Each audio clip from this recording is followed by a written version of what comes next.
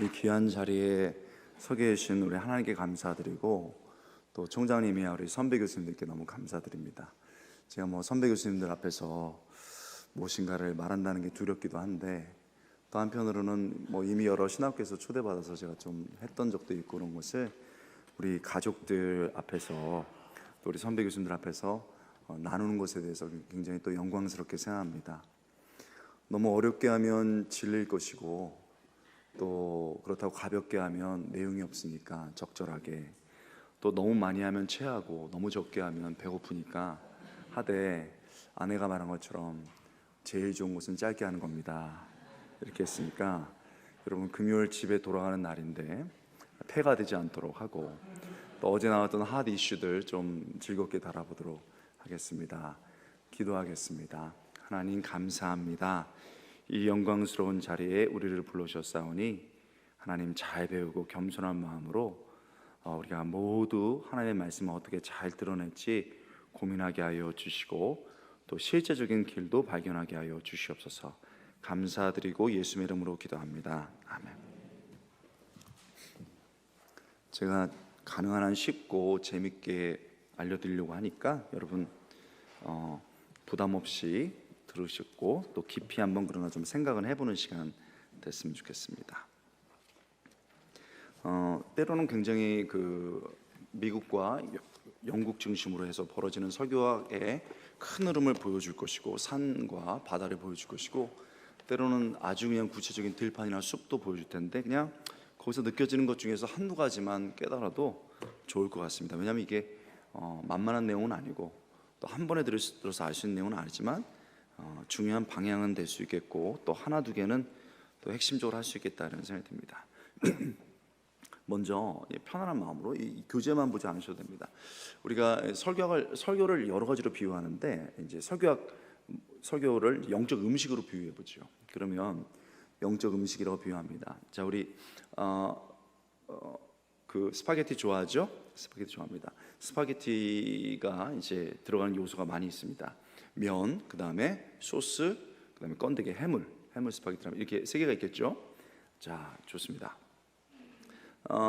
어느 날 굉장히 이 세 개가 중요한데, 우리가 설교자로 이제 부름 받았다면 설교의 요소가 무엇인지를 아는 건 되게 중요해요. 설교가 뭘로 구성되어 있겠습니까? 뭘로 구성되어 있죠? 스파게티는 아는데 설교는 뭐로 구성되어 있죠? 여러분 이제 시험하는 게 아니에요. 그냥 편안하게 설교는 뭐가 있죠? 구성이?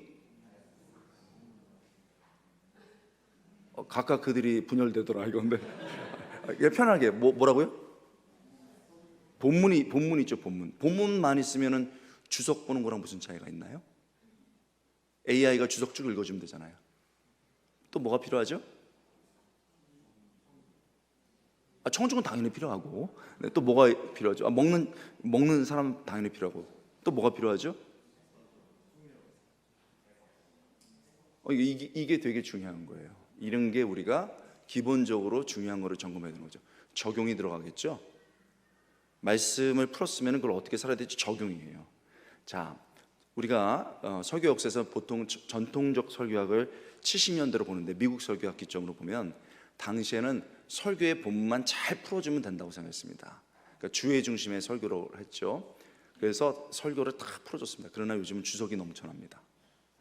제가 최근에도 이제 어떤 교회에서 구속사에 대해서 가르치고 있는데, 성서공회에서 나온 원어까지 펴치고 보는 성도들이 많아요.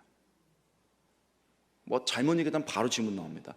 그만큼 뜻을 많이 알고 있어요. 그러면 주석만 하고 주예만 한다 그러면은 지금은 세대가 달라졌다는 거죠. 주석이 넘쳐나고 온라인에서도 잘못됐지만 또 좋은 자료도 많이 있다는 거죠. 그렇기 때문에 내가 뜻만 잘 푼다라고 생각하면 그건 70년대 설교학에 매여 있는 겁니다.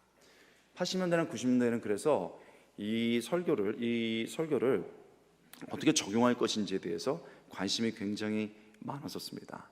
그래서 설교 요소를 본문 적용 이렇게 했었죠. 그래서 이것을 풀어서 어떻게 우리에게 적용할 것인지에 대한 것을 굉장히 많이 논의했습니다.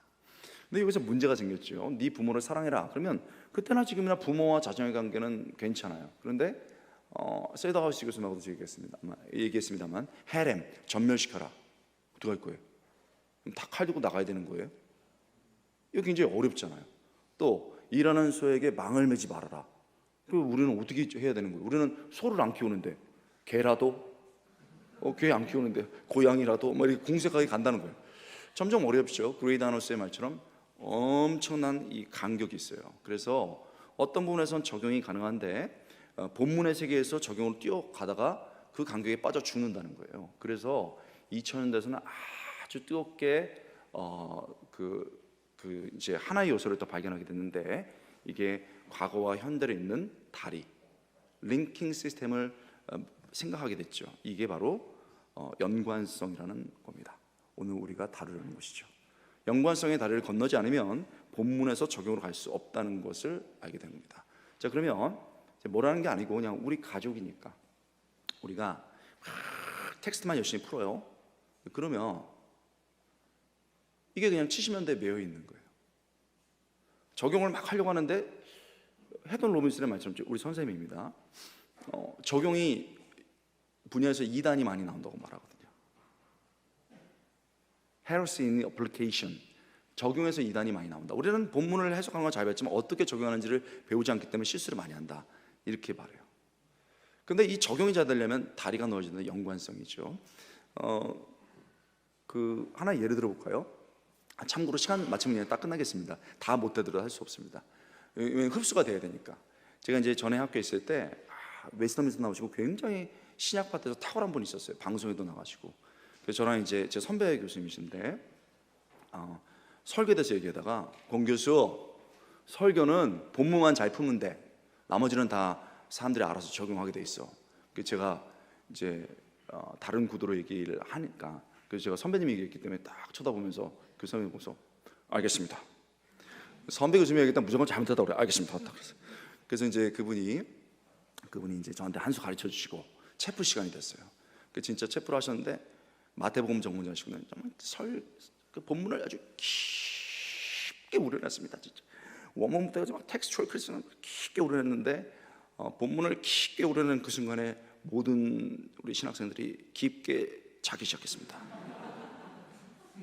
이게 무슨 일인가?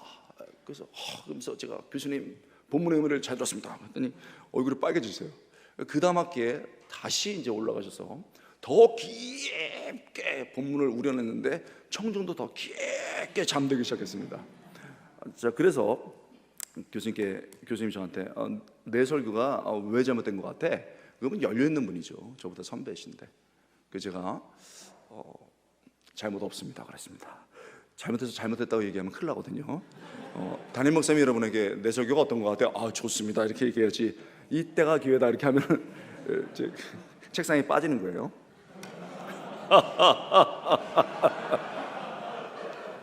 그래서 제가 교수님 간짜장 먹으러 갑시다. 면을 딱 주고 소스하고 그 다대기 양파 안 나왔잖아요. 드셔보세요.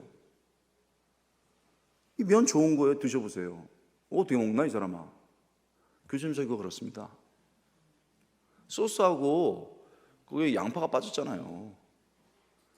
설교에는 세 요소가 있습니다. 본문, 연관성, 적용. 교수님은 본문만 다룬 겁니다. 얼굴이 빨개졌어요. 빨개졌습니다. 근데 짜장면 가서 그렇게 얘기한 거는 제 설정이었는데 그렇게 못하고 그냥 짜장면만 사드렸습니다. 그냥 제가 그렇게 설명드리고 싶었어요. 우리 학생들 가끔 그렇게 설명합니다. 자, 우리는 굉장히 중요하게 생각해야 되죠. 영적으로 뭔가를 먹여주려고 하는데 하나의 요소로 사람들이 못 먹는다는 거예요. 이게 받아들이지 않으면 그냥 마르면 되는 거예요. 그냥 끝까지 가면 그렇게 되는 거예요. 근데 그 교수님이 그래가지고 자존심이 있어가지고 배워볼게. 근데 뭐 이거 중요한 걸 함부로 가르쳐 줄 수 있나요? 그래서 제가 석사 때 이제 이걸 가르치는데 교수님이 들어오시더라고요. 그래서 제가 들어오시면은 휴식 시간을 가졌어요. 이거 함부로 가르칠 수 없고 또 비판받을까봐. 그랬더니 자기 학생을 보내셔가지고 저한테, 그 학생이 이제 그 신약 박사 학생이었는데 연관성에 대해서 쫙 배우고 나한테 그대로 얘기해봐, 공 교수가 한 것처럼 해서. 이런 분들은요, 본문을 잘하는 분들은 또 똑똑한 분들이에요. 세상에 그냥 금방 흡수했어요. 그리고 6개월 뒤에 그걸 다 흡수하신 다음에 설교를 했는데 전 너무 긴장됐어요. 어떻게 할 것인가. 그때는 다행히 홈런은 못 치시고 3루타를 치셨어요. 사람들이 좋아했어요. 그 다음에 한 번 더 연습한 다음에 그 다음에 홈런 쳤습니다. 홈런이라는 것은 텍스트가 그대로 드러나면서 하나님이 정말 원하는 삶으로 얘기하고 연관성을 딱 시켰는데 그때 정말 놀라웠어요. 너무 은혜 받았어요. 너무 은혜 받으셨나요? 지금 미국에서 목회하고 계세요. 가르치시면서 목회하고 계십니다. 설교학 강의도 하세요. 컨설팅 만들어가지고.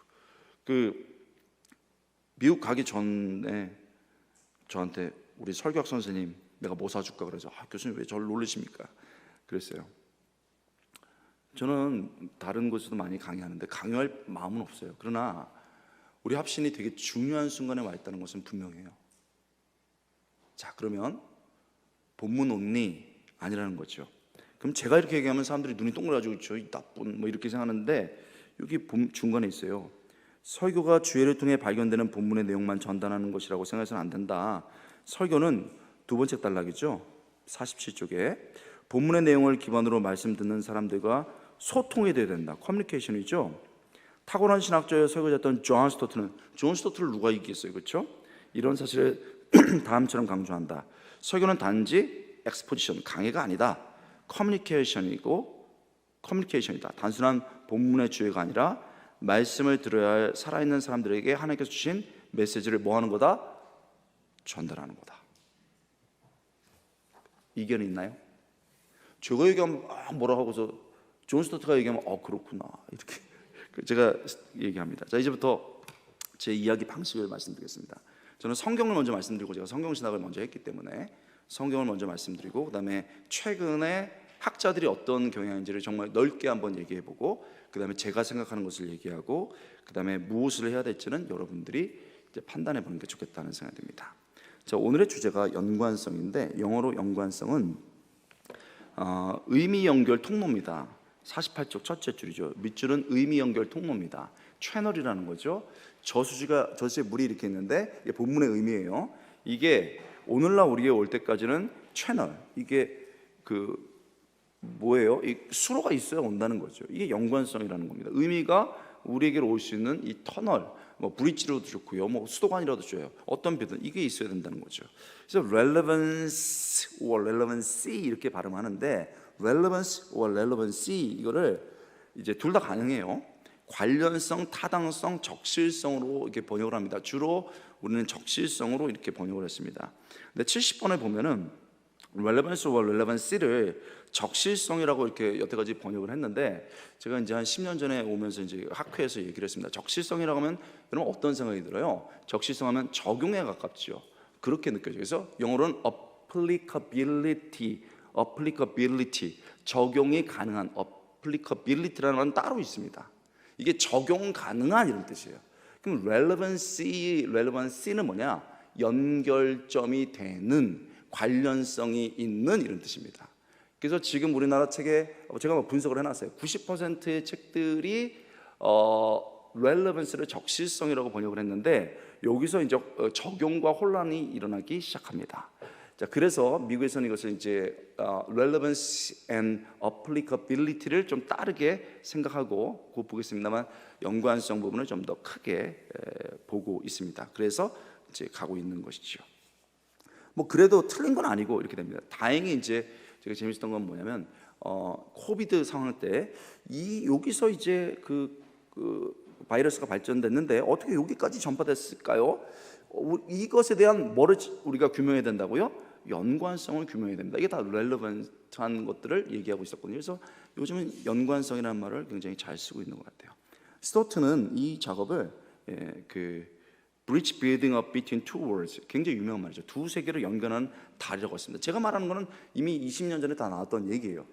성경의 땅에서 오늘 우리 시대로, 그러니까 text toward today, 2T가 있죠. text와 today가 있는데 거기에 bridge를 놔야 된다. That is relevance. 그게 연관성이다. 이렇게 설명하죠. 굉장히 잘 설명했습니다. 비어맨 같은 경우는 그때와 지금에 대한 사건의 관점으로 설명합니다. 그러면서 연관성은 어떻게 성경시대에 발생한 것들이 중요해요. 오늘날 동일하게 발생할 수 있는지에 대한 설명이다. 이거 중요해요. 자, 지금 그 적용을 말하고 있는 게 아니에요. 과거에 발생된 것들이 어떻게 오늘날도 발생할 수 있는지에 관한 것이다. 예를 들면 우리는 고린도를, 그 음란의 도시 고린도를 여전히 우상과 폭력과 성적 타락으로 이루어져 있는 현대판 고린도가 이 땅에서도 벌어지고 있다라고 말하는 거예요. 적용이 있습니까? Are you with me? 자, 정신 똑같이 해보고. 자, 고린도가 아주 성적으로 타락하고 폭력적이고 성적으로 타락했어요. 그런데 현재의 도시에도 그런 타락성이 있고, 조금만 돈을 지불하고 조금만 나가면 성을 살 수 있어요. 현대판 고린도 아닙니까? 맞죠? 그건 동의해요. 자, 적용이 있습니까? 없죠? 이게 렐레번스예요. 조금 더 나가면 적용이 나오지만, 그래서 텍스트와 오늘을 연결, 브리치를 해주는 거예요. 적용은 나중에 나오는 거고. 이게 되게 중요해요. 그래서 텍스트가 오늘날로 들리기 시작한다는 거죠. 여러분 눈이 동그랗네요? 이런 거예요. 이게 되게 중요한 거예요. 한편 real height는 연관성을 설교자가 선택한 본문의 내용과 청중의 삶 사이를 이어주는 밑줄입니다. 커뮤니케이션 링크라고 표현했습니다. 자, 여기 책이 있습니다. 케이빈 주석 책인데 이 페이지와 이 페이지가 어떻게 연결됩니까? 반드가 있죠. 링킹 스프링이 있기도 합니다. 노트를 보면 그게 텍스트와 오늘날 연결되는 반드가 있어야 되고 스프링이 있어야 된다는 거예요. 그렇지 않으면 다 날아가 버리니까 이런 게 필요하다고 말하는 거죠. 그래서 커뮤니케이티브 링크라고 표현했습니다. 그래서 이건요, 어떻게 pertinence, 그때와 오늘이 시의적절함이, 이게 영어로 이게 pertinence라고 그래요. 시의적절함이 되는지, 또 그것이 나왔죠. applicability, 적용의 가능성이 있는지를 보여주는 거예요. 그러니까 과거에 비해서 아주 성경을 정밀하게 오늘날로 연결하려고 하는 거예요. 이런 시도가 너무 중요하지 않겠어요? 성경이 중요하니까. 여기서 제가 10년 전에 이제 총신에서 강의를 하면서 얘기를 했더니 그 아주 큰 세미나에서 노회에서 세미나가 있었어요. 어떤 분이 딱 소리 듣더니 권 교수님,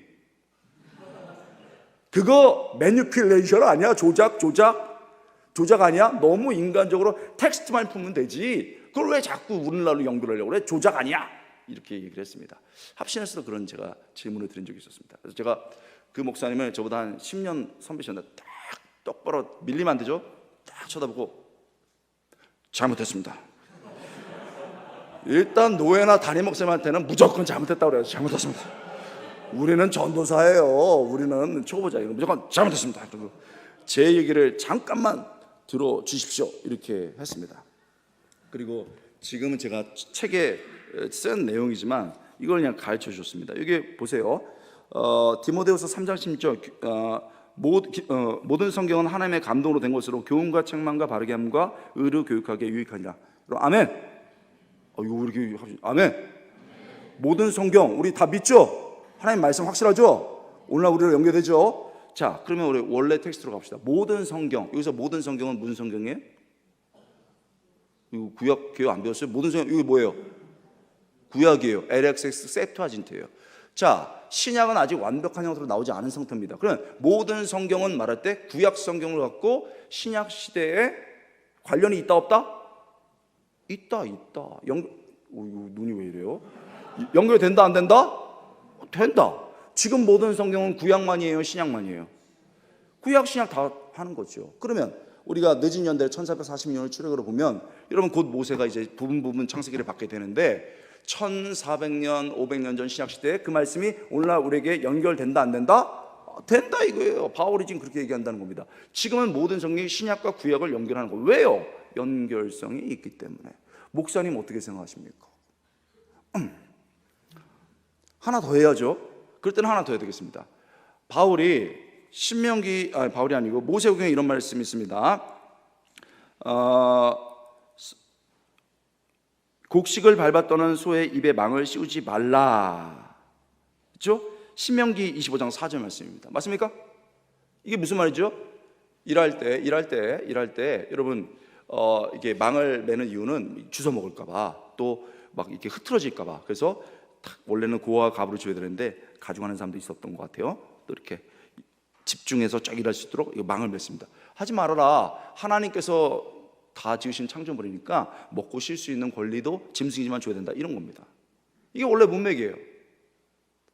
자, 이해되죠? 이거를 누가 신약에서 가지고 오죠? 어머, 눈 동그란 거 봐요. 우리끼리니까 누가 갖고 오죠? 베드로가 가져와요? 요한이 가져와요? 답은 바울이 가져와요. 여러분 기본적인 것부터 잘 알아야지. 그래서 이거 별표 치세요. 디모데전서. 여러분 너무 그 마지막 금년에서 지루할까봐. 디모데전서 5장 18절. 성경에 흘렀을 때 곡식을 밟았더는 소의 입에 망을 씌우지 말라 하였고, 도대체 무슨 말을 하려는 거예요? 일꾼이 그 삭슬을 받는 것이 마땅하니라 하였느니라. 이건 예수님 말씀인데 이게 주장이에요. 자, 일꾼이 삭슬 받는 게 마땅하다 이 얘기를 하는데 소에다가 망을 매지 말라고 얘기한 거예요. 당시에 여러분 바울은 막 텐트 메이킹하고 막 혼자서 했습니다. 근데 그게 보편화될 수 없잖아요. 그래서 교회 안에서 아니 바울 선생님처럼 돈 안 받고 일할 수 있고 그냥 하나님 사랑해서 일하면 되는데 왜 돈 받습니까? 이랬을 때 바울이 큰일 났잖아요. 그게 아니고 일하는 소가 망 매지 않고 먹는 게 당연한 것처럼, 하나님의 그 예수님이 가르친 것처럼, 또 제가 생각하는 것처럼 일꾼은 그 삭슬을 받아야 됩니다 이렇게 얘기한 거예요. 맞죠? 자, 그러면 소가 누가 됐어요? 사역자가 된 거죠? 망을 매지 않는 건요, 사역비를 받는 거예요. 사도 바울이 이 얘기 안 했으면 우리 그 열정페이 했어야 돼요, 교회에서. 이 구절이 되게 중요한 거예요. 목사님 어떻게 생각하십니까? 연관했습니까? 안 했습니까? 공교수 왜 이래? 넘어갔죠. 사도 바울이 이런 거 한두 개 했습니까? 구약과 신약이 연결이 된단 말이죠. 단 어떻게 하느냐가 중요하죠. 하자는 거에 의미가 없어요. 어떻게 하자는 거냐가 중요하죠. 어떻게 하자냐가 필요한 게 업그레이드를 시키는 거예요. 좋은 방향일수록 좋은 details, not just the direction뿐만 아니라 디테일이 살아야 디렉션이 살죠. 그 디렉션을 잘 하기 위해서 가장 진지하게 고민해야 될 때가 어디예요? 어느 신학교예요? 합신이죠. Not just reform theology, 과거의 것만 가져오는 게 아니라 reforming theology, 과거의 게 아니고 현재로 리포밍 하는 거가 돼야 되잖아요. 셀다우스 교수님께 말했더니 아멘 그러시더라고요. 아멘 그러면서 우리 여기 계시던 분 있잖아요. 이제 이런 석학 부르지 말고 여러분들도 할 수 있다고. 그래서 우리 그 유럽 가서 같이 교수님들하고 토론하고 하기로 했어요. 할렐루야. 갑자기 이런 분위기. 이게 뭐예요? 우리가 가진 것을 우리 세팅에서 유럽 가서 하겠다는 거 아닙니까? 지금 한국 신학은 이 정도로 발전돼 있어요. 특별히 합신은 제가 이번에도 느낀 거예요. 그러니 리텔링뿐만 아니고 리프레젠트를 해야죠. 단순히 걸 얘기하는 게 아니고 우리 거를 발견해서 얘기를 해야죠. 그래서 우리가 그런 제안을 받고 우리 총장님과 우리 교수님들 하고 있어요. 합신이 얼마나 자랑스럽습니까? 그래서 이미 있다 이거예요. 구약에 이미 나와 있는 개념이다. 그 다음에 제가 말했던 것은 설교학자들의 얘기도 했잖아요. 그러면 성경에서 있다고 말하고 신약자들도 다 성경 신학자도 다 있다고 말했고 설교학자도 있다고 말을 했어요. 그런데 우리가 좀 학문적으로 가야 되니까 길게는 안 하겠지만 이게 역사가 있어요. 먼저 설교학에서 이 연관성이라는 것을 가져오기 전에 해석의 문제가 많이 벌어진 겁니다. 여러분 49쪽이죠. 연관성에 관련한 해석학적 이론도 위에 보면 있어요. 하나만 얘기할게요. 연관성에 대해서 더 집중적으로 논하기 전에 적용과의 관계를 살펴보겠습니다. 성경 해석학이나 설교학에서 연관성은 종종 적용과 동일하게 과거에는 생각했습니다. 그러나 요즘은요, 연관성은 적용보다 더 많은 것을 포함했다고 얘기해요. Relevance includes more than application. 분명히 연관성 안에 적용이 있어요. 그러나 더 많은 것들이 있어요. 일단 연결하고 적용해야 된다 이렇게 보기 때문에 더 큰 개념이에요. 자, 그러면 이게 가볍게 나왔느냐? 오늘 실질적인 걸 배울 텐데 절대 가볍게 나오지 않았어요. 첫 번째 두 지평의 융합이에요. 앤토니 티스턴의 걸 보죠. 두 지평, two horizons, 굉장히 유명한 얘기예요. 제가 깊게 들어가려고는 하지 않겠습니다. 이 사람의 입장은 우리 배경을 알 필요가 있어요. reader response, 우리 크리틱시즘이 있습니다. 이게 읽는 사람의 어떻게 느끼냐에 따라서 그게 의미가 된다는 거예요. 텍스트에서 A라고 의미했지만 이 사람이 B라고 얘기하면 그거는 그 사람이 느끼는 게 진짜라는 거죠. 여러분, 어떤 사람이 이게 물컵인데 물컵이 아니고 이것은 물컵이라기보다는 이게 뭔가 존재를 나타내는 뭐야 이렇게 심오하게 자기가 했다. 그러면 아니 사람 만든 물컵인데 존재 이데아 이게 그 사람이 느끼는 게 맞다고 보는 거예요. 그러면 이게 의미의 주관성이 된 거잖아요. 그래서 티스턴이 참을 수가 없었던 거예요. 그래서 두 지평이라는 것을 만들어놨습니다. 첫 번째로는 넘겨보세요. 과거 문화적 상황이에요. 저자가 말하는 과거 문화 상황이 있습니다. 두 번째는 독자가 쓰는 현대 문화적 상황의 지평이 있어요. 그러니까 과거의 지평과 호라이즌과 그 다음에 현대의 지평이 있어요. 근데 이게 단절됐다고 보거든요. 그러면 이제부터는 본문의 의미를 찾아낼 수가 없어요. 이렇게 된다고요. 그때 아니다, 이 두 개가 fusion of two horizons, 이 두 개가 fusion, 섞일 수가 있다. 어떻게 가능하냐? 막 공격을 했습니다. 그게 이렇게 얘기해요. 지평융합이 있는데, 이건 가다모의 얘기예요. 그의 해석학에 영향을 받은 것이죠. 지평융합의 방법에서는 해석자가 자신의 선이해와 그 사람이 갖고 있는 선, 먼저의 이해가 있어요. 쉽게 말하면 과거 세계의 해석자에게 열려요. 이 선이해가 있습니다. 그리고 과거의 사람도 얘기할 때 이 독자들이 선이해가 있을 뿐만 아니라 과거도 그 사람들이 보편적으로 알아들을 수 있는 용어를 이해를 가지고 쓴 거예요. 그러니까 그때나 지금이나 안 변한 것들이 있다는 거예요. 물론 변한 것도 있지만 안 변한 것으로 최선을 다해서 설명했고, 그 다음에 그런 것에 대해서 이해할 수 있는 선의적 관점들이 있어요. 그렇기 때문에 완전히 단절되지 않고 현재의 지평에 있는 사람이 과거의 지평에 대해서 최선을 다해서 이해를 하고 텍스트가 심어둔 보편적 가치와 서술을 이해한다면 충분히 분리된 것이 아니고 합칠 수 있다, 이 얘기를 한 거예요. 이게 굉장히 중요한 질문이에요. 여러분, 이게 되게 중요한 거죠. 그러니까 여기서부터 우리가 이렇게 해석학적으로 시작된 거예요. 자, 우리 이제 또 좀 지루할 쯤 됐으니까 성경 찾아보면서 하겠어요. 여러분 자유롭게 다 시키고 있지만 우리 병강모 전사님 목소리 좋아서 시켰어요. 로마서 16장 16절 읽어봐 주세요. 준비하고. 그 다음에 우리 박성배 전사님, 우리 클래스 반장인데 집으로 갔어요. 할 수 없어요. 모른 척해요. 용서해야 돼. 세상에 교수가 지금 강의하고 있는데 우리 반장이 갔어요. 노진우 전사님, 우리 HMS 반장이에요. 고린도전서 11장 4절 한번 읽어보세요. 11장 6절. 자, 우리 병강호 전사님부터 한번 읽어보세요. 네. 너희가 거룩하게 입맞춤으로 서로 무난하라. 그리스도의 모든 교회가 다 너희에게 무난하니라. 자, 뭘로 무난하라? 병강호 전사님 앞으로 나오세요. 나오면 어떻게 진짜 입맞춤 해야 되는데. 할래 안 할래 전사님? 괜히 꺼냈네 얘기를. 여러분, 교회에서 입맞춤 해요 안 해요? 하나님 말씀으로 믿는다며 1.1에 안 틀리게. 왜 이러는 거예요? 자, 두 번째 패시지. 여자가 머리를 가리지 않고는 깎을 것이요 만약 깎거나 미는 것이 여자에게 부끄러움이 되거든 가리겠지. 엄마야, 머리를 가리든지 안 가리려고 그러면 깎어, 이 얘기 아니에요. 여러분, 머리에 뭐 쓰고 왔어요 안 쓰고 왔어요? 교회에서 써요 안 써요? 머리 깎아요 안 깎아요? 왜 말 안 들어요? 하나님의 말씀인데. 세데와스 교수님이 어떤 개혁교는 아직도 이걸 쓰고 있대요. 말씀에 순종했지. 그러면 거룩한 입맞춤을 하냐고 했더니 이러면서 넘어가셨어요. 근데 내가 이건 하고 왜 이건 안 합니까? 교수님, 속으로 물어볼 수는 없잖아요. 그래서 제가 프랑스 개혁교회 얘기를 했어요. 했더니 하더라고, 뿌아라고 이렇게 하더라고요. 그래서 기분 좋았죠 뭐. 근데 이게 가벼운 문제가 아니에요. 이 얘기를 꺼냈어요. 자, 너네 왜 그 거룩한 입맞춤 안 하나?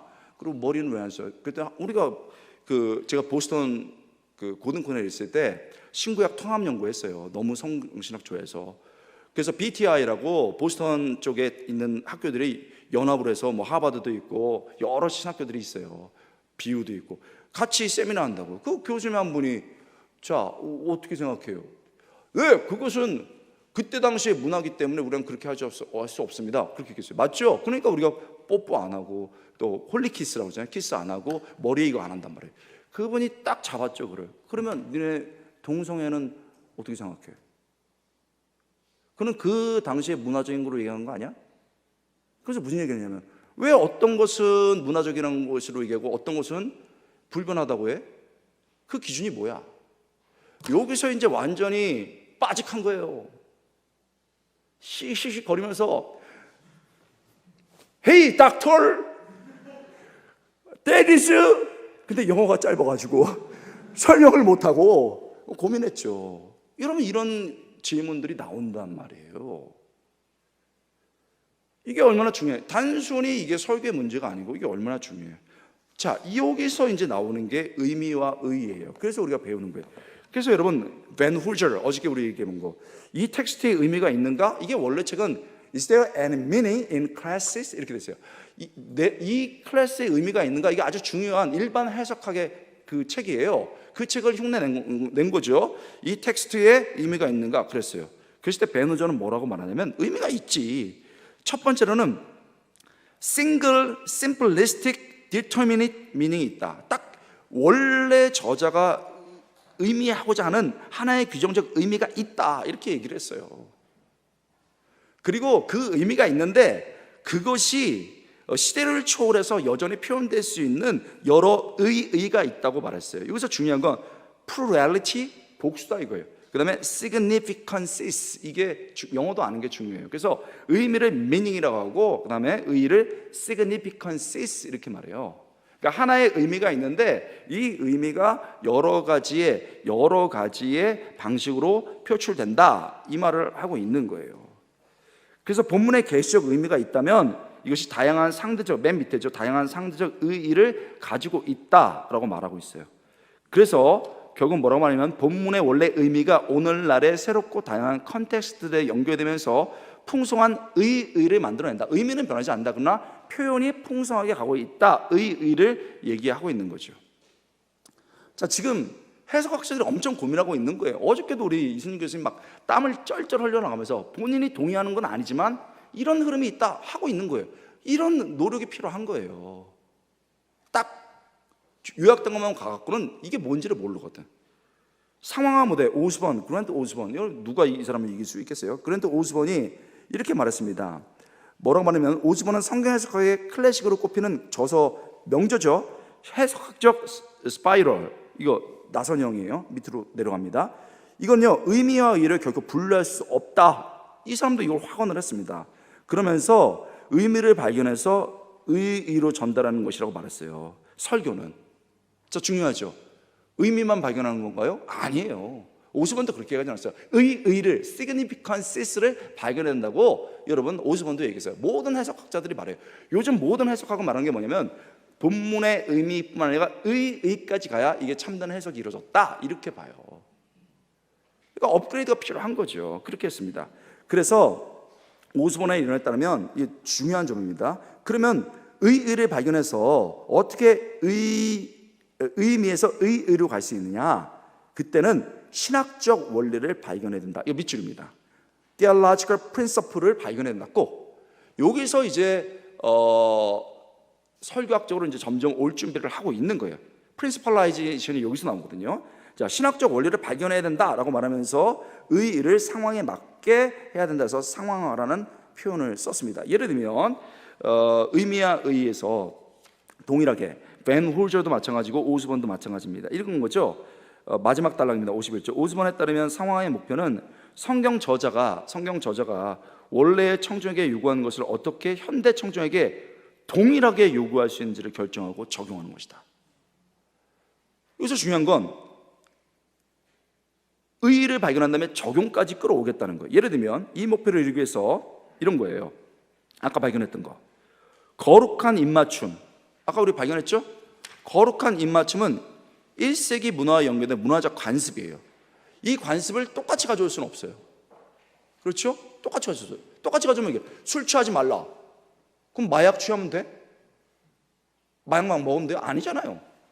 우리 저기도 처음 배울 때 그런 말 했잖아요. 어떤 브릿지에 뭐가 고장났을 때 뭐 이거 마차 이랬는데 이제 마차가 아니고 차 이렇게 됐잖아요. 그러면 거기에 그 문자적인 것이 아니고 원래 가지고 있는 본래에 가지고 있는 신학적 원리가 있다는 거예요. 이걸 끄집어내야 된다. 이게 뭐냐? 거기는 상호 사랑의 원리라는 거예요. 입맞춤하라는 게 뭐냐면 단순히 입맞춤하라는 게 아니고 가장 따뜻한 사랑을 서로 표현하라는 거예요. 자, 그러면 이런 걸 가져왔잖아요. 그러면 이것을 다양하게 할 수 있어요. 그때 당시에는 이게 좋았으니까 거룩한 입맞춤이 됐어요. 코비드 때 어떻게 입맞춤해요? 아니지. 정말 서로 사랑하기 때문에 눈맞춤 했죠. 눈맞춤. 안녕하세요. 손맞춤. 안녕하세요. 형태는 다양했지만 신학적 원리를 실천한 거 아닙니까?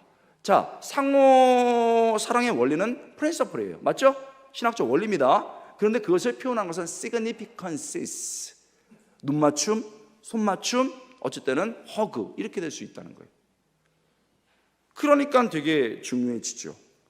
그래서 이 사람이 레벨을 만들었어요. 하도 모르니까 레벨 1 해석과 의미 발견 돼 있죠. 설교를 하려면 이렇게 해야 된다 이거예요. 해석과 의미 발견, 그 다음에 해석과 연관성 발견, 그 다음에 세 번째가 상황 및 적용이에요. 여러분 여기서 중요해요. 여기서 두 번째가 뭐예요? 해석에서 적용으로 가지 않고 레벨 2가 해석과 연관성이 있어요. 해석 안에 연관성이 들어가 있다는 거예요. 제가 한 게 아니고 대학자가. 그러니까 이게 새로운 얘기가 아니에요. 이미 10년 전, 15년 전에 다 나온 거예요. 단 우리가 업그레이드를 안 한 거지. 이미 이거에 대한 논의가 벌어졌단 말이죠. 그러니 방향이 좋아도 details, not just direction, details가 살아야지. 업그레이드 시켜야죠. 계속 우리 합신이. 그게 중요하죠.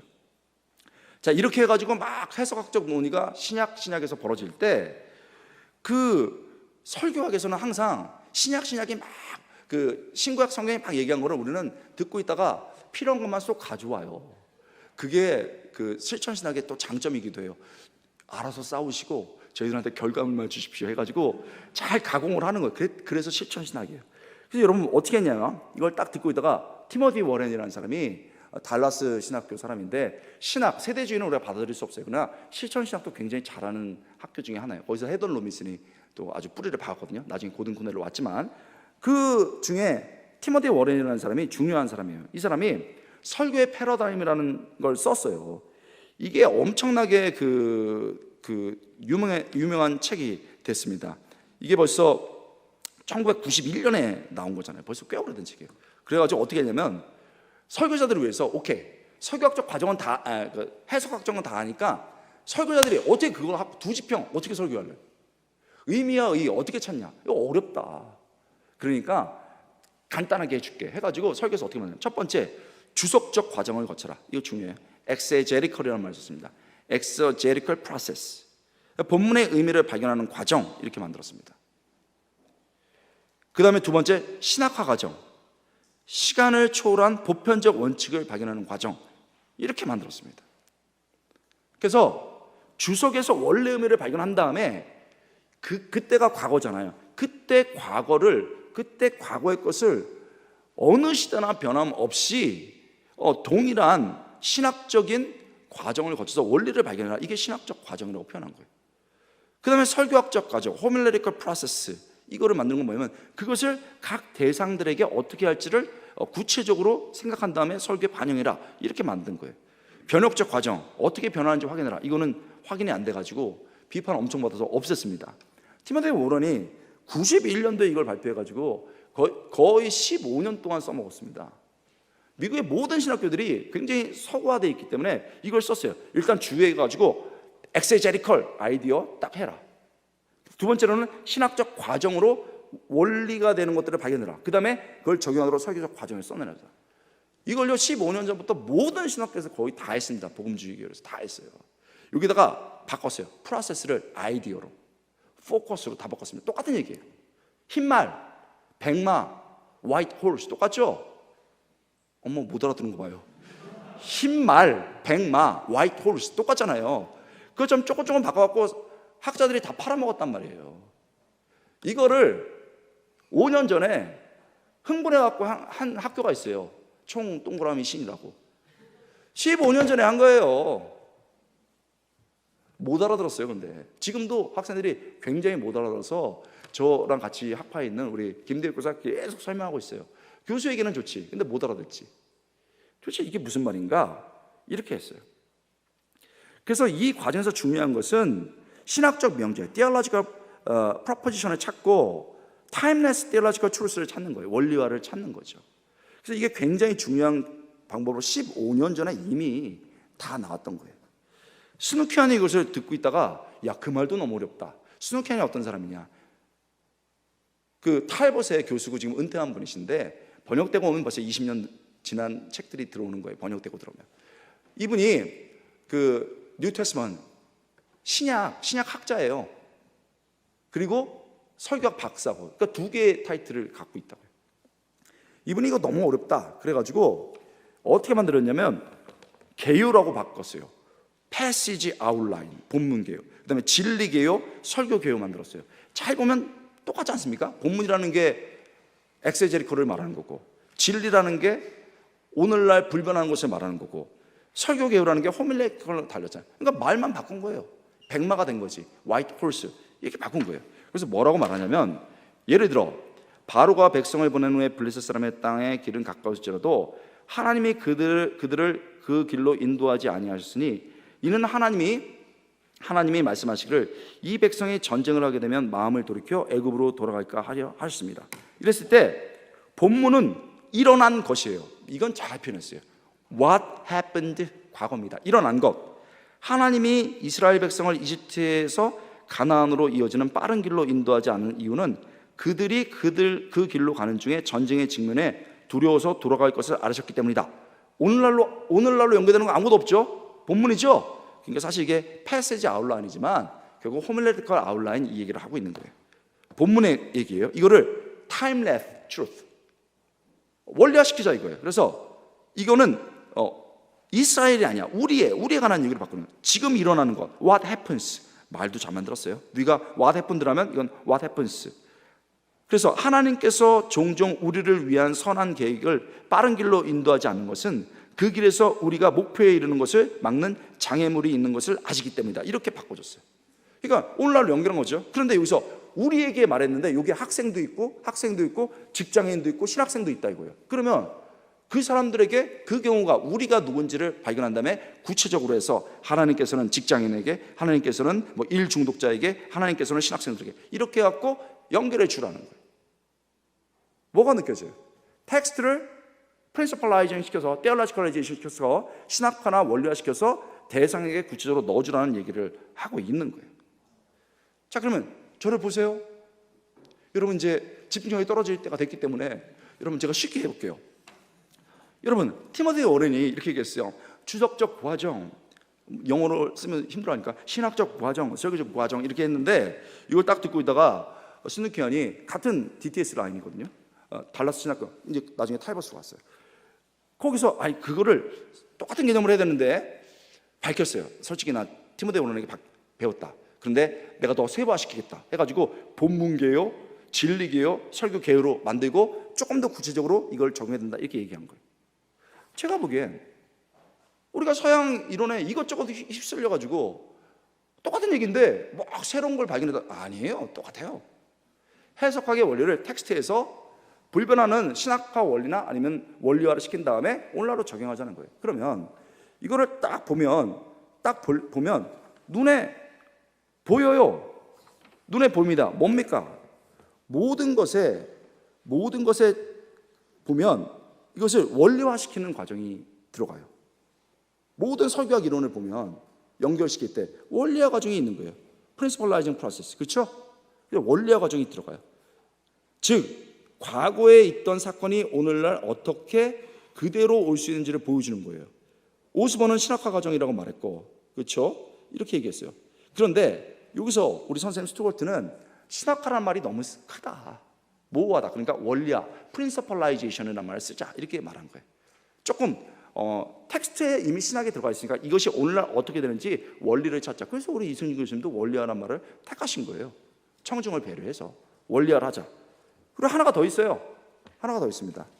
이것을 한 대상들에게 구체적으로 이 원리가 어떻게 적용되는지를 청중 속에서 발견해야 돼요. 이게 57페이지에 나오죠. 이게 대상화 과정이에요. 타겟 프로세싱. 대상에 넣어줘야 되죠. 예를 들면 이런 거예요. 저를 보세요. 본문 보면 재미없으니까. 여러분 하나님께서 모세가 죽고 여호수아에게 지금 새로운 지도자로 세워주셨습니다. 그래서 가나안 땅을 정복하라고 합니다.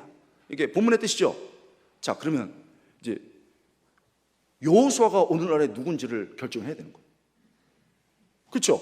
원리화는 새로운 리더가 가고 기존 리더가 가고 모세죠. 새로운 리더가 서도 여호수아죠. 하나님은 여전히 일하신다. 좌로나 우로치지 않고 똑바로 하겠다. 자, 이거를 본문에서 발견했으니까 오늘날 원리화시켜서 새로운 리더가 가도 기존의 리더가 가도 새로운 리더가 서도 하나님이 여전히 역사하신다. 자, 오케이. 그럼 여기서 기존의 리더는 가고 새로운 리더가 서도, 여기서 새로운 리더가 누군지를 생각해 봐야 되는 거예요. 가장 좁게 하면 이거 연관성의 렌즈라고, 연관성 좁게 하면 신임 당회장이에요. 그렇죠? 원로 목사님이 은퇴하시고 신임 당회장으로 이제 이렇게 올라가는 거예요. 여러분은 뭔 얘기를 해서 안 와닿나 봐요. 올라가는 거예요. 이렇게 연결할 수 있다 이거예요. 근데 그런 건 실제 설교. 설교는 노회장밖에 못해. 듣는 사람은 신임 목사밖에 없어. 위임받는. 나머지는 다 빨리 끝나고 밥 먹어야 되는데 막 이러고 있어요. 너무 좁게 잡은 거죠. 그러면 그 설교만 그렇게 할 수 있느냐? 아니죠. 원리 속에서 새로운 리더는 가고, 그 다음에 기존 리더는 가고 새로운 리더가 선다 하면, 여러분 우리가 구역장님들이 20-30명이 정말 최선을 다해서 했습니다. 근데 새로운 리더가 섭니다. 공통점을 찾아서 이렇게 할 수 있다는 거예요. 이렇게 해서 대상을 구체적으로 할 수 있다는 거예요. 이게 타겟팅 프로세스예요. 그러면 이렇게 원리화와 대상화 과정을 한 것을 어떤 분들은 그냥 원리화 과정, 이렇게 우리 이승진 교수님 얘기하는 분이 있고, 저는 순회향까지 합의해서 이 구체적인 것까지 해야 된다라고 말해요. 그래서 저는 보다 쉬운 말로 본문과 연관성이라는 말을 써요. 그리고 연관성 안에는 두 개가 있는데, 원대하다, 원리화와 대상화다, 이렇게 학생들한테 가르쳐요. 원리를 뽑고 대상화를 누구를 시키는지를 해라 라고 얘기하는 거예요. 자, 중요한 얘기가 있습니다. 제가 서영 선생님한테 이걸 배웠어요. 그러면 이런 건 어디서 하냐? 우리 EHS나 ETS에서 해요. 합신의 이름 달고. 우리 선생님도 그렇게 하신다고요. 유럽 캠브리지 미팅, 우리 그 설교 전체 미팅이 있었습니다. 거기 가서도 이거 했어요. 자, 배우는 거 중요해요. 그런데 우리 세팅에서 어떻게 하는지는 더 중요하죠. 그러니까 너무 중요한 노력들을 해야 되는 거예요. 그리고 그 선생님들은 다 열려 있어요. 되게 좋다. 이제 렐러번스란 말 안에 이걸 넣으려고 하는구나. 왜냐면 프린시펄라이징만 가르쳤거든요. 타겟팅 프로세스도 그러니까 되게 좋다, 이런 얘기를 해요. 하나만 더 하고 이제 그 토픽을 넘어가야 되겠어요. 그 SSQ라는 게 있어요. 이것도 제가 미국하고 유럽 학교에서 말했는데, 아직 미국이나 유럽은 굉장히 구체적인데 이런 걸 얘기를 안 했어요. 여기서 SSQ는 뭐냐면 연관, 첫 번째는 센텐스예요. 센텐스라는 게 뭐냐면은 똑같은 상황을 문장으로 가져오는 거예요. 예를 들면 아까처럼 고린도가 너무나도 물적 풍요를 추구하면서 타락하면서 성적으로 문란했습니다. 그것처럼 연관 문장을 써주는 거예요. 오늘날도 우리가 자본주의 속에서 굉장히 자본을 추구하면서 그 자본은 필연 성타락으로 이어집니다. 고린도가 오늘날에 재현되고 있는 겁니다. 이런 거예요. 연관 문장. 연관 예화 같은 것은 똑같은 상황을 벌어진 것을 예화로 이렇게 묶어주는 거예요. 예를 들면 바울이 에베소를 보면 2번 기도하는데 맨 마지막에 이제 실천편으로 갈 때 무릎을 꿇고 기도해요. 왜 그러냐면 대학자지만 그가 말로 안 된다는 걸 알았기 때문에 성령님이여 도와주십시오 기도해요. 무릎 꿇고 기도합니다. 이런 것들을 가르칠 때 제가 어떻게 가르치냐면 제 친구 얘기를 해요. 제 친구가 아주 좋은 대학을 나왔어요. 그래가지고 실제로 교사할 때 얘기인데 나 잘 가르칠 수 있어 막 이랬다고요. 근데 애들이 가가지고 하나도 안 듣는 거예요. 나 좋은 대학 나왔다 임마. 애들이 헐 그게 뭐 어쩔 이랬어요. 너무 충격받아가지고 야 건호야 이게 문제가 뭐냐. 내가 바울 얘기해줬어요. 야 봐라 바울 얼마나 똑똑한 사람이냐. 근데 실천에 대한 가르침 3장 이후로 가르칠 때 무릎 꿇고 기도했다. 1장도 기도했다. 구속사를 가르칠 때도 기도하고 실천을 할 때도 기도했어요. 기도해야 되지 않냐? 너 헛똑똑하냐 임마? 이러면서 막 농담했다고 했더니 그냥 충격받았어요. 기도했다고요. 기도하니까 사람이 달라지지. 그래서 얘가 지금도 교사를 하고 있어요. 이런 게 연관 예화예요. What happened? 발생된 것을 What happens로 하는 거예요. 그러면 대상에게 해준 건 What happenings 이렇게 표현했어요. 스누키하는 얼마나 노력했어요. 저는 이분의 것들을 다 받아들이는 건 아니야. 그러나 얼마나 노력을 한지 몰라요.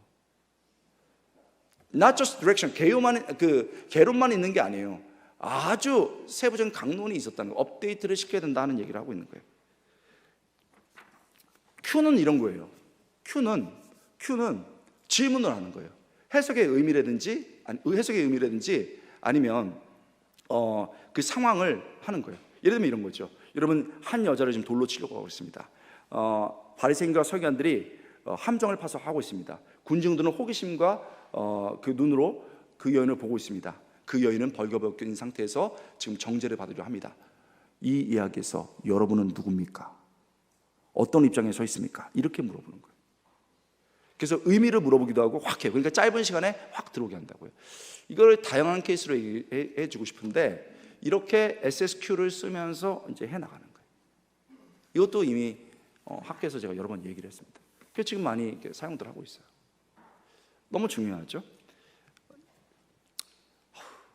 갈 길은 멀고 마쳐야 되겠어요. 우리 다음 중요한 하기 때문에.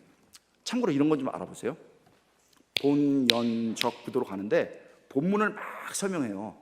그 다음에 연관을 하고 그 다음에 적용을 해요. 이것을 본문과 연관 기법으로 보면 straight 기법이라고 해요. straight homiletical method. 직선으로 간다 이거예요. 스누키안의 얘기입니다. 직선으로. 이거의 장점은 뭐냐면 본문을 충분히 설명한 다음에 연관하기 때문에 굉장히 본문을 드러낼 수 있는 장점이 있어요. 특히 새로운 본문 같은데 여러분 그 왼손잡이 에훗, 왼손잡이죠? 왼손잡이 에훗이 어느 지파죠? 베냐민 지파예요. 베냐민이 무슨 뜻이죠? 오른손의 아들이라는 뜻이에요. 오른손의 아들 지파에 왼손잡이가 살아가는 거예요. 묘하죠? 그래가지고 에글론 왕한테 조공 바칠 때 야, 그 에훗을 시켰다고. 전혀 위협적이지 않은 것처럼 보이니까. 그래서 그 백성이 되게 어렵게 살아간 거예요. 지금이야 왼손잡이가 뭐 알지만 고대 아니에요. 중세 때만 해도 왼손잡이 되게 무시하거든요. 그렇게 살았다고요. 이렇게 설명해 나간 거예요. 그런데 이제 용관을 시키죠. 끝에. 그런데 그 모든 사람들이 비웃는 왼손을 누가 잡아주는 거예요? 하나님이 잡아주시는 것이지. 그랬더니 왼손이 권능의 손이 되더라 이거예요. 여러분 왼손이 뭐예요? 여러분에게 왼손은 뭡니까? 이렇게 해서 뚝뚝뚝 해서 나가는 거예요. 그러면 장점은 텍스트가 분명히 드러나요.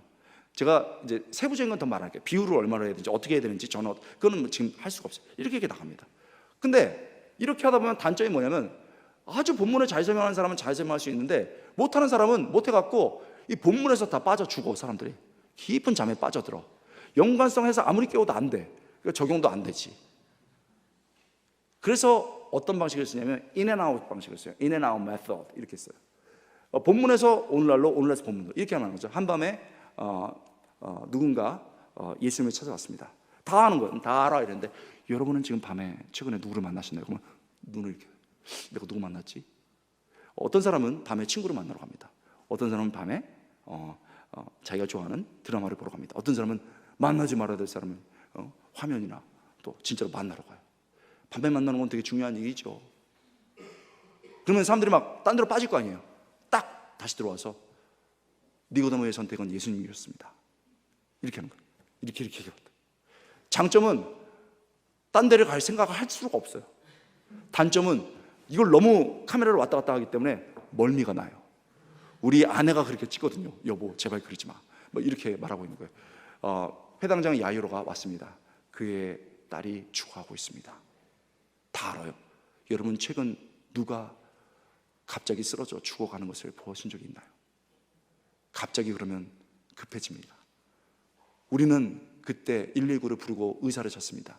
야이로의 선택은 예수님이었습니다. 이렇게 가는 거예요. 배우면 아무것도 아니에요. 안 배우면 엉망이 되는 거예요. 그러니까 업데이트 시켜야지. 여기에 세부가 더 많아요. 근데 이렇게 여기까지만 하겠습니다. 그리고 여기서 중요한 게 있어요. 다 동의를 하는데 어쩔 때는 이게 여태까지 본 건 일반적 연관이에요. 그런데 이거가 일반적 연관만 시킬 수 있는가? 아니, 그리스도와 연결을 하고 난 다음에 일반적 연관을 가야지. 그래서 어떤 사건이 구약에서 벌어지면 신약은 뭐 마찬가지고 신약은 뭐 말할 것도 없고 구약 사건이 딱 벌어지면 이거를 그리스도의 렌즈를 통해서 들어가게 한 다음에 다시 일반적 연관을 가자, 이렇게 하는 게 요즘 미리 말하면 보편적 시대예요. 왜 그랬냐? 잘못된 거는 뭐냐면 이걸 한 다음에, 벌어진 일을 한 다음에 그리스도로 바로 연결한 다음에 적용을 안 해. 그게 과거에 잘못된 구속사적 설교에서 벌어진 많은 일들이에요. 제 얘기가 아니고 구속사와 설교, 코넬레스 트림프, 이 사람을 이길 사람이 누가 있어요? 그레이드 아너스 선생님입니다. 반성을 통렬하게 했어요. 우리가 적용이 부재했다, 우리가 성령 설교에 대해서 부재가 됐다, 아주 통렬하게 반성을 해서 나온 겁니다. 그레이드 아너스 잘못 인용한 분이 많다, 여기서 아주 통렬하게 썼어요. 그래서 이미 많이 알려졌고, 우리 박태영 교수님이, 총신의 박태영 교수님이 번역해가지고 많이 이제 알려졌죠. 여러분, 그렇지만 어쨌든 구속사적인 렌즈를 통과하는 것은 굉장히 중요해요. 여기서 이제 핫 이슈가 나와요. 그 다음에 어저께 나온 질문을 다루고 여러분하고도 이제 토의를 좀 해야 되는데, 이럴 때 여러분 중요한 것은 뭐냐면은, 일단 성경에 상당 많은 부분들을 그리스도와 연결해야 되는 것은 사실이에요. 그렇게 해야 됩니다. 그에 대한 이견은 없어요. 그런데 여기서 이제 핫 이슈가 뭐였냐면, 벌써 15년 전쯤에 벌어진 이슈예요. 몇몇 학자들이 모든 성경을 그리스도와 연결하자, 반드시 연결된다, 이렇게 말했고, 얼마나 과격하게 얘기했냐면, 그렇지 않은 설교는 설교가 아니다, 이렇게까지 얘기했어요. 그래서 최경락 교수 같은 경우는 적용으로서의 그리스도 중심적 설교라는 글에서 많은 지나친, 총신 교수도 그렇게 얘기합니다. 지나친 편협한 그리스도 중심적 설교가 청중들과 설교자들을 압박한다, 이렇게 표현했어요. 그럼 그렇게 설교 안 하면 막 끌려가서 혼나고, 뭐 아니지, 막 이렇게 얘기를 해요. 그래서 이렇게 하는 문제들이 발견됐는데, 여러분 이제 곧 살펴보겠습니다. 랭글리라든지 그다음에 쿠르빌라, 이런 사람들은 그리스도 중심적 설교를 반대하는 게 아니에요. 오해하면 안 돼. 반대하는 게 아니고 너무 지나치다 하는 얘기를 하는 거예요. 너무 지나치다 하는 얘기를 하는 거예요. 그러면서 그리스도 중심적으로 설교해야 되지만 모든 부분을 그리스도로 연결해야 된다. 이게 어떻게 가능하냐? 게으른 자요, 개미에게서 배우라. 어떻게 그거 그리스도로 연결해요? 개미가 무거운 빵과 돌을 나를 때 그리스도는 십자가를 지고 나갔다, 이렇게 해야 되는 거예요? 아니잖아요. 근데 그런 시도를 한단 말이에요. 그래서 이게 너무너무 잘하는 사람은 괜찮은데 못하는 사람들은, 청중들이 듣고서 이게 도대체 뭐냐, 이런 얘기를 한다는 거예요. 그래서 결론부터 얘기하자면, 구속사적 연결점으로서의 그리스도 중심적 설교를 하는 게 아니고, 하나님의 형상을 실현했던 예수님의 모습으로서의 그것, 그러니까 다이렉트리 구속사로 연결하지 않지만 모범으로서의 예수님을 제시하자. 그래서 그게 그리스도 아이코닉, 그리스도 형상적 설교를 여러분 아브라함 쿠드빌러가 얘기한 거예요. 좁게 모든 것들을 다 그리스도를 구속사로 연결하면 안 되는 부분이 있단 말이에요. 성령님은 어떻게 해요? 사사기에서, 사무엘상에서 성령님이 나오는데 그건 성령님을 다뤄야지. 모든 것들을 다 그리스도로 다룰 수는 없잖아요. 그 얘기를 하는 거죠. 그러나 그렇게에도 불구하고 그렇게 하고 싶다 그러면 그리스도 형상적으로 해라. 그래서 열어둔 거예요. 이거 되게 중요하죠. 여기서 더 중요한 게 있어요. 제가 고등코넬에서 정말 신구약에 폭 빠져가지고 하고 있었는데, 어저께 말씀드렸어요. 월터 카이저 교수님이 창세기 22장 갖고 제가 고민하고 있으니까, 교수님 이거를 구속사적으로 연결해야 됩니까? 했더니 absolutely, 그럼 그랬어요. 그렇구나 하고서 막 연결하려고 가서 페이퍼를 썼더니, 더글라스 숄트, 그 교수님은 하버드에서 그 고대 근동학 하신 천재 같은 분이에요. 6개, 7개 언어 하신 분이고, I don't think so. 저 둘 다 좋아하고, 저 박사 받을 때 두 분이 다 써줬거든요, 추천서를. 저는 누구 옆에 서야 되는 거예요? 아빠가 좋아요, 엄마가 좋아요? 이 물음에 직면한 거예요. 이거 진짜 어렵다, 이런 생각이 들었어요. 여러분, 그렇죠. 그러니까 이 문제가 쉽지 않은 문제다 하는 거예요. 창세기 20장 곧 살펴봤는데, 우리 학교에서는 이거를 연결하지 않아도 된다 하는 분도 있고 연결하는 분도 있어요. 제가 성명을 얘기하고 싶지는 않아요. 제가 둘 다 좋아하는 분이에요. 저는 어느 편에 들어야 되는 거예요. 그래서 끝에 어느 편인지 확실히 얘기하겠어요. 자, 기대하시라, 개봉 박두. 자, 그러면 원칙을 얘기할게요. 용어 얘기한 다음에 얘기할게요. 자, 우리 66조. 열심히 해서 감사해요. 그래서 그리스도를 정말 설교하자, 이걸 하기 위해서 크리스토 센트릭이라는 말을 만들어냈어요. 아니, 어떤 방향성을 만들어내기 위해서는 용어를 만들어내거든요. 그래서 크리스토 센트릭 이런 말 쓰고, 그 다음에 쉽게 하기 위해서 크라이스트 센터드 프리칭 이렇게 써요, 쉬운 말로는. 그런데 그거에 대해서 제동을 걸 때도 반드시 주의점을 주기 위해서 말을 만든다고요. 그래서 크리스토 센트릭이라는 말의 반대로 크리스토 마닉이라는 말을 썼어요. 크리스토 마닉 이런 말을 썼습니다. 그래서 여기 보면은 있죠, 60쪽에 크리스토 센트릭 오케이야. 그런데 크리스토 마닉이라는 게 뭐냐? 모든 본문을 문자적으로 그리스도로 연결한다. 여기서 중요한 것은 모든이에요. 모든 부분을 그렇게 한다. 그다음에 또 쓰지 않았지만 또 하나의 문제가 있어요. 너무 성급하게 원래 문맥인 구약을 뛰어넘는다. 원래 본문을 뛰어넘는다. 세 번째, 이건 제가 언급하기가 어렵는데, 여러분 여기 구속사 설교 보세요. 교단에서 구속사의 설교냐 모범적 설교냐 싸우느라고 했잖아요. 나중에 교단이 쪼개졌어요. 근데 지금 설교학에서는 간단하게 정리했어요. 30년 싸우고 난 다음에 하나님이 하신 일을 드러내라. 그 다음에 그 하나님이 그렇게 하셨다면 은혜의 반응으로서 뭘 해야 되는지를 적용으로 제시하라. 그거 하려고 30년 동안 싸웠어요. 근데 우리 미국도 그랬었고 우리나라도 그런 게 있어요. 반드시 그리스도로 연결하지 않으면 막 뭐라 해요. 그러니까 압박했다는 말을 우리 교회가 아니라 고신도 쓰고 총신도 썼다는 거예요. 그런 분위기가 돼서는 안 된다는 거죠. 그래서 모든이라고 너무 기계적으로 한다. 두 번째로는 원래 문맥이 너무 빠져나간다. 그다음에 너무 압박 수준이 심하다. 이 얘기 속에서 지금 하고 있는 거예요. 자, 그러면 구약 사건을 우리 66페이지 마지막 단락입니다. 일반적으로 구약의 어떤 사건이 신약에 언급될 때 본문의 이야기를 구속적 관점에서 반드시 해석해야 됩니다. 반드시 해석해야 돼요. 예를 들면 신약에 언급되고 있는 구약의 요나 이야기, 홍수 이야기, 그렇죠? 이런 얘기는요 안 할 수가 없어요. 안 할 수가 없습니다. 그리고 이게 그 성경신학에서는 구약의 신약 인용, 그렇죠? 구약의 신약 인용이죠. Old Testament in New Testament 이렇게 되거든요. 저도 그거 배웠어요. 치안파 뭐 여러 유명한 교수한테 배웠다고요. 근데 거기서 구약이 언급돼서 신약에, 그럼 반드시 해야 돼요. 물론 여러분 이것까지는 알 필요가 없는데 여러 해석의 스펙트럼이 통과해서 신약으로 넘어와요. 만만치 않은 거지만 그래도 해야 돼, 반드시.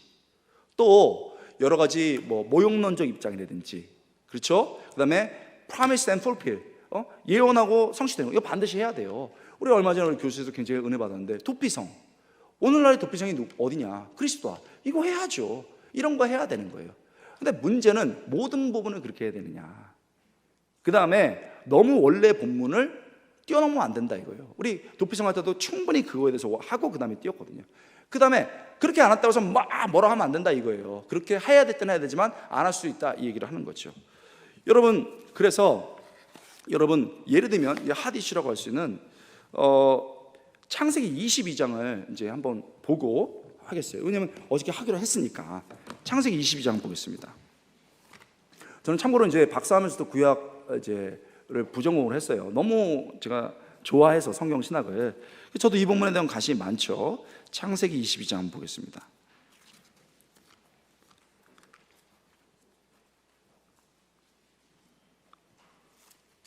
여러분, 너무 열심히 잘하시는데 우리 박수 한번 치고 갑시다. 아니 진짜 좋은 사람이 한 명도 없어가지고 신기해가지고 이거 어려운 토픽인데, 그리고 여러분 참 감사해요. 22장 한번 보겠어요. 그 일 후에 하나님이 아브라함을 시험하시려고, 뭐 하시려고? 아니 봐요. 하나님이 뭐 하시려고? 시험하시려고. 여기는 목적은 하나님이 아브라함을 시험하시기 위함이에요. 잘 보세요. 쿠드빌라도 얘기했고 이 교수님도 얘기했습니다.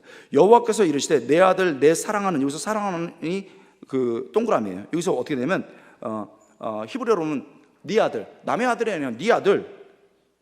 그다음에 사랑하는 이렇게 돼 있어요. 네가 사랑하는 거 알아요. 독자라는 것도 압니다. 그다음에 이름을 딱 피포인팅해요. 이삭 이렇게 한다고요. 갖다가 제물로 바쳐라 이렇게 얘기했어요. 맞습니까? 왜요? 시험하라고. 근데 이제 우리가 다 알아요. 그러고 난 다음에 12절에 보면은 사자가 이르시되 말렸습니다. 여호와의 사자가 이르시되 그 아이에게 내 손을 대지 말라. 그에게 아무 일도 하지 말라. 내가 내 아들 내 독자까지도 내게 아끼지 아니하였으니 내가 이제야 내가 하나님을 경외하는 줄 아노라. 자, 그럼 여기서 중요한 것이에요. 내 독자, 내가 아끼지 아니하였다 말했는데 뭐가 빠졌어요? 사랑하는 이 빠져 있죠. 이거를 주목한 거예요. 시험 통과했어요. 근데 뭐냐면 나를 경외하기 때문에, fearful love죠. 네가 나를 너무 사랑하기 때문에 내가 준 이삭보다 이삭을 준 나를 더 사랑했다라는 것이 테스트가 됐다는 거예요. 그래서 이제 경외하는 줄 알겠다. 사랑하는 이 빠져 있어요. 그렇죠? 똑같아요. 16절. 자, 텍스트를 보세요. 이 텍스트를 보면 내가 이같이 행하였으니 내 아들 내 독자도 아끼지 아니하였은즉, 또 반복이 돼요. 텍스트에 그대로 보면 그렇다는 거예요. 사랑하는 이 또 빠져 있어요. 네가 나를 경외해서 네 아들을 사랑하는 것보다 네가 나를 더 사랑하는구나 안다, 이런 걸 아는 거예요. 그렇죠? 그 다음에 큰 복을 주고 씨가 되고 번성하리라, 이렇게 얘기했어요. 자, 여기서는 지금 테스트를 넘었고 그래서 번성하게 해준다는 거예요. 자, 다른 이견 있나요? 텍스트 자체? 없죠? 자, 이거를 그레이다누스는, 저 그레이다누스 되게 좋아해요. 우리 학교에서 만나갖고 You are very handsome, 그레이다누스 그랬더니 You too, thank you very much 뭐 이랬어요. 아니, 저 좋아하는 분이에요. 얼마 전에도 만났어요. 몇 년 전에도. 아니, 그런데 비판하자는 게 아니에요. 업그레이드 시키고 그분도 그걸 받아들여요. 근데 책에 나왔는데 어떻게 해요? 그래서 우리 지금도 막 그거 쓰고 있지만, 여러분, 구약의 그리스도 어떻게 설교할 것인가 하면서 어떻게 했냐면, 우리는 이 본문에서 이스라엘 백성들이 아브라함과 자기를, 아브라함에 초점이지 않고 그 사람, 이 이스라엘의 이 이야기를 들을 때는 요셉을 자기로 아이덴티파이 했다. 요셉을 자기처럼 생각했다. 이렇게 얘기했어요. 아니, 제가 한 게 아니고 여기 다 있어요. 찢어낼 수도 없어요. 여기 다 있어. 근데 우리 어저께 김병훈 교수님 말씀하셨지만 다 아브라함에 대해서 얘기하고 있어요. 신약도 요셉 얘기한 게 아니에요. 초점을 바꿔서 그랬는데 요셉이 죽지 않아가지고, 그 이삭이, 여러분 제가 틀렸는데 말 안 했어요. 여러분 착해요. 그러면 안 된다고 말했잖아. 이삭 이렇게 얘기해야지. 알았어 그러죠. 이삭이 죽지 않았고 그래서 살아났다. 그래서 예수님, 이삭이 죽지 않아서 이스라엘이 계속 간 것처럼 예수님이 그 자리에 들어가셔서 새로운 이스라엘이 시작됐다, 이런 식으로 했어요. 근데 그건요, 해석에 여기가 있지 않아요. 근데 그레이다누스 책을 읽다 보면 정말 그런 것 같아요. 얼마나 정교하게 했는지. 근데 분량이 길어. 그런데 쿠드빌로 갖다 보고서 신학자잖아요. 아주 날카롭게 본 사람이에요. 그 사람은 AA예요. Academic and Aggressive예요. 진짜 만나도요, Hey man, what are you doing? I love you. 막 얼마나 무서워요. EHS 회장이었거든요. 얼굴도 까매가지고 인도 계열이에요. 얼마나 똑똑한지 몰라요. 그러니까 그렇게 표현해서 그렇지 본문에 정확히 본 거예요. 자, 우리 어저께 김병훈 교수님이 굉장히 정확히 얘기했어요. 아브라함의 믿음에 대해서 신약에서 얘기했어요. 그러면 우리가 나중에 아브라함의 믿음에 대해서 얘기할 때는 신약을 인용해야 된다, 안 해야 된다? 해야 되지, 당연히. 잘 말씀하신 거죠. 근데 여기서 중요한 건, 제 글에 보면 구약에서 모형론이라든지 아니면 프라미스 풀필이 아니고 애매한 경우가 있어요. 그때 거기서 그리스도를 드러내야 되느냐, 아니면 하나님만 드러내느냐, 성령을 드러내느냐의 문제를 말하는 거예요. 이해되죠? 지금 아브라함 얘기에서 믿음을 드러내는 것은 당연히 해야 돼. 근데 여기서 십자가를 보느냐 안 보느냐의 문제예요. 거기서 우리 선생님들은 갈라졌고, 우리 고등부에서 여기도 제가 좋아하는 선생님들도 의견이 달라요. 그럼 나는 어쩌라고? 너무 슬퍼요. 근데 본문을 자세히 보면은 믿음에 관한 테스트예요. 이게 나온다고. 이 본문으로만 보면 테스트라고요. 그리고 그래서 했기 때문에 내가 복을 주리라, 이런 말이죠. 그리스도가 있습니까? 여러분도 지금 엄마 아빠 누가 좋아? 그런 분위기죠? 그러면 이거를 설교해야 되냐 말아야 되냐? 너무 힘들어요. 설교 안 했다고 또 혼낼 수도 없고, 설교했다고 해서 뭐 무조건 잘했다고 할 수 없어. 엉망으로 하니까. 그래서 지금도 학자들은 나뉘고 있어요. 막 싸우고 있어요. 그러니까 확실한 걸 해야죠. 그레이다누스가 뭐라고 말했냐면, 굉장히 중요한 얘기였습니다. 우리 루터 얘기할 때 루터는 그리스도의 초점을 맞췄다. 특별히 율법과 복음으로 항상 연결했어요. 기계적으로 연결했습니다. 칼빈은 안 그랬습니다. 칼빈은 안 그랬어요. 그는요, 트리니테리안이었어요. 삼위일체적 설교를 했다고요. 그 얘기를 한 거 아닙니까? 그때 통역하신 거 다 들었잖아요. 그렇기 때문에 좀 달라요. 그러면 제가 그렇게 얘기하냐? 아니에요. 그러다는 숫자. 루터보다 26개 늦게 태어난 칼뱅은 구약에서 그리스도를 설교하는 방법에 있어서 아주 다른 견해를 갖고 있었다. 물론 칼뱅은 루터로부터 많은 것을 배웠고 이 두 종교개혁자들은 많은 근본적인 것들에 대해서 동의했다. 이들은 오직 은혜로, 오직 믿음으로, 오직 성경대로라는 원리에 동의했다. 또한 이들은 성경 자체 해석이라는 데 동의했다. 그리스도께서 성경의 중심이라는 데 동의했다. 그러나 광범위한 의견일치에도 불구하고 칼뱅의 해석적 접근은 루터의 접근 방식과 아주 달랐다. 루터는 주로 구원이라는 문제에 관심을 가졌고 그리스도에 대한 믿음을 통한 칭의에 초점을 맞췄다. 결과적으로 구약에서 그리스도를 발견하는 것이 루터의 우선순위였다. 맞죠? 우리 그 선생님 말이 맞았던 거죠. 그렇죠? 칼뱅 역시 그리스도에 대한 믿음의 통찰, 칭의를 확언했지만 보다 넓은 관점에서, 즉 하나님의 주권, 이게 중요해요.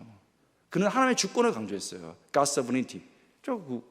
우리 세더하우스 교수님도 얘기했죠. 컨펌했죠. 하나님의 주권, 영광에 초점을 맞췄다. 이거 중요한 거예요. 하나님의 주권과 영광, 이러한 보다 광범위한 시각은 칼뱅으로 하여금 하나님 구속사, 하나님의 언약에 대한 성경의 메시지들을 꼭 예수 그리스도에게 초점을 맞추지 않고도 이를 메시지에 만족할 수 있게 해 주었다. 이렇게 되어 있어요. 정확한 분석이에요. 정확한 분석이죠. 22장에 대한 칼뱅의 글을 보겠습니다. 창세기 22장. 시험하시려고에 대한 거. 야곱은 누구든지 하나님에 의하여 야고보서 말합니다.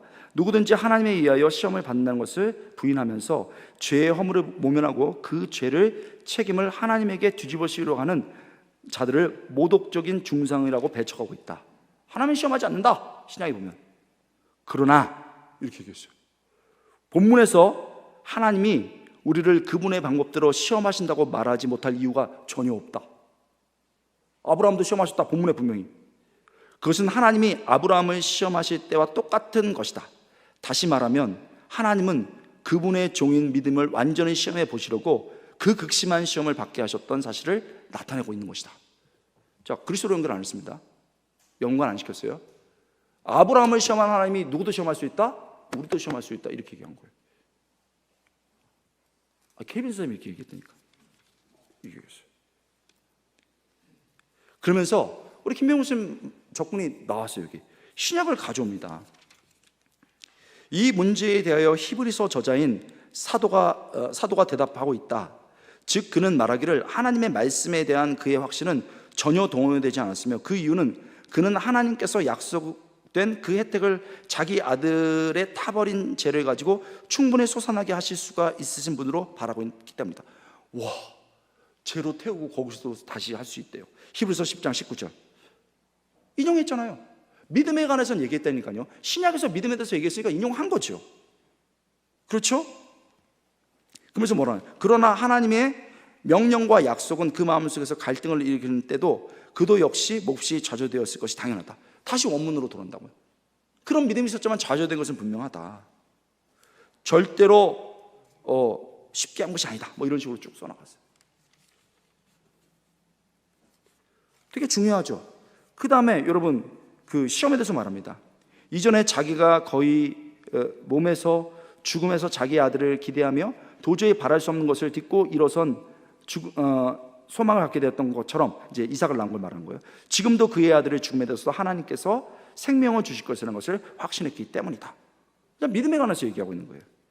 이 점은 우리 모두가 각자에게 적용해야 될 과제다. 자, 그러면 좀 그리스도로 연결하고 적용할 것인가, 우리 보편적 적용할 것인가, 이렇게 되어 있습니다. 여호와께서는 우리의 연약함을 잘 알고 계시므로 그처럼 우리의 신학을 혹독하고 날카롭게 시험하지 않으신다.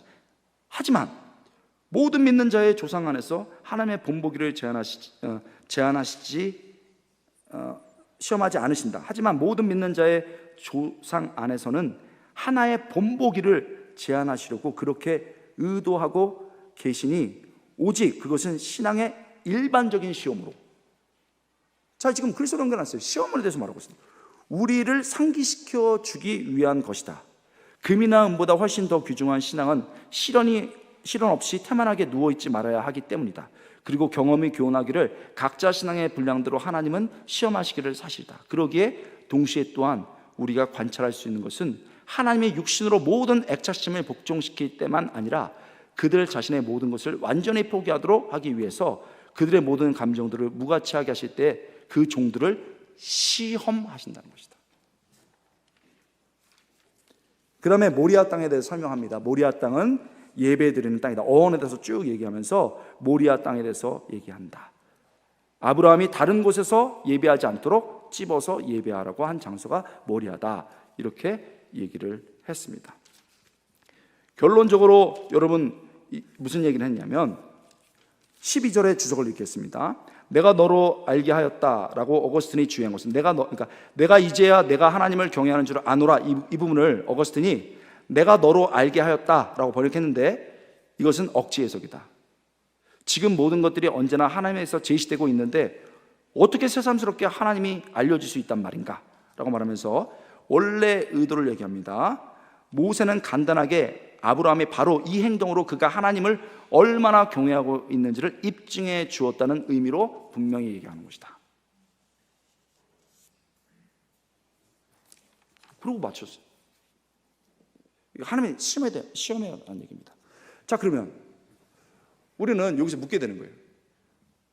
정말 아주 외진 사람들처럼 모든 본문을 그리스도로 연결했는데 왜 연결 안 했습니까? 그러면 설교가 아닙니다. 그럼 칼병은 어떻게 되는 거예요? 그러니까 독단이죠. 그거. 인정한다니까요. 인정하는데 그거 독단이지. 그러니 중요하죠. 그 그레이다너스가 이런 반응을 본 적도 있어요. 아니, 성부 하나님, 성자 하나님, 성령 하나님 고르게 설교해야 됩니다 했더니 성부 하나님에 대해서는 이제 막 어떻게 반박할 수 없어.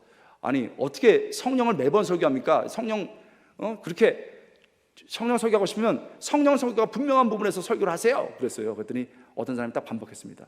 그러면 모든 부분에서 그리스도를 하라는 것도 우리에게 부담이 됩니다. 신약을 주로 하시고 분명한 걸 하세요. 이래가지고 막 하고 웃고 끝났어요. 자, 여기는 많은 것이 함의가 되고 있어요. 첫 번째, 모든 것을 우리가 성경의 많은 부분을 그리스도로 연결해야 됩니다. 그러나 케빈이 했던 것처럼 지금 우리가 다시 2세대 그리스도 중심적 설교, 더 정확히 말하면 하나님 중심적 설교라고 말합니다. God centered preaching 안에서 그리스도 중심 설교를 추구해요. 균형 있게 성부, 성자, 성령 하나님. 그렇게 할 때 분명한 본문을 택해서 하고, 또 그렇지 않을 때는 어떻게 되냐? 매우 주의해야 된다는 거예요. 매우 주의해야 되는데 여기서 하면은 무조건적으로 하지 말아라. 성부, 성자, 성령 하나님을 어떤 분이 드러날지를 누가 결정하는가? 신학이 아닙니다. 자기 틀이 아닙니다.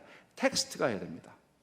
이거는 이미 우리 화수 강의에서 들었습니다. 세다워스 교수님 똑같이 얘기했죠. 그리고 여러분 겸손하게 해라. 그리고 정교하게 해라 그랬습니다. 자, 마지막으로 제 입장을 받게 되는데요. 교수님은 어떻게 생각하십니까? 22장을 연결합니까? 말아야 됩니까? 시원하게 말씀드리겠습니다. 둘 다 괜찮습니다. 둘 다 괜찮습니다. 하나님 안으로 완전히 그 시험하신 것에 대해서 설교해도 되고요. 그 다음에 그리스도 중심적으로 설교도 됩니다.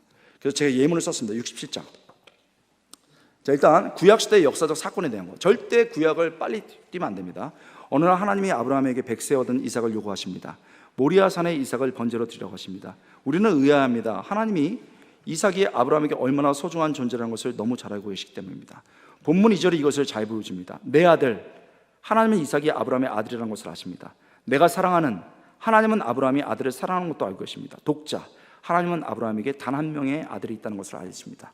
이를 모두 아시는 하나님이 아들을 번제로 바치라 하십니다. 이름까지 정확히 말씀하시면서요. 이삭. 자, 연결합니다.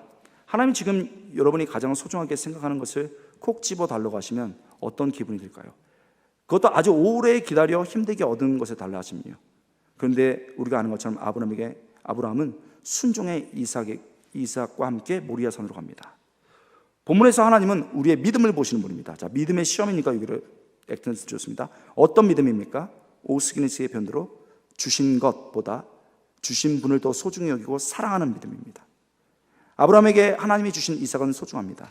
그러나 그것을 주신 하나님을 더 소중히 여기는 분으로 모시는 믿음, 그 믿음을 요구하십니다. 아브라함의 하나님이 우리의 하나님이십니다. 그분이 우리의 믿음을 보십니다. 하나님이 우리에게 주신 것보다 그것을 주신 하나님을 더 소중히 여기는 것이 필요합니다. 우리에게 이삭은 뭡니까? 내 자녀, 내게, 내 미래, 하나님께 주신 나의 이삭을 하나님께 그분이 달라 하시면 있어야 되죠. 하나님이 주신 것보다 주신 하나님을 더 사랑해야 됩니다 하고 이렇게 밀어내는 겁니다. 이게 밀고 가는 거죠, 메시지를. 그런데 여기서 끝내기는 너무 아쉬워요.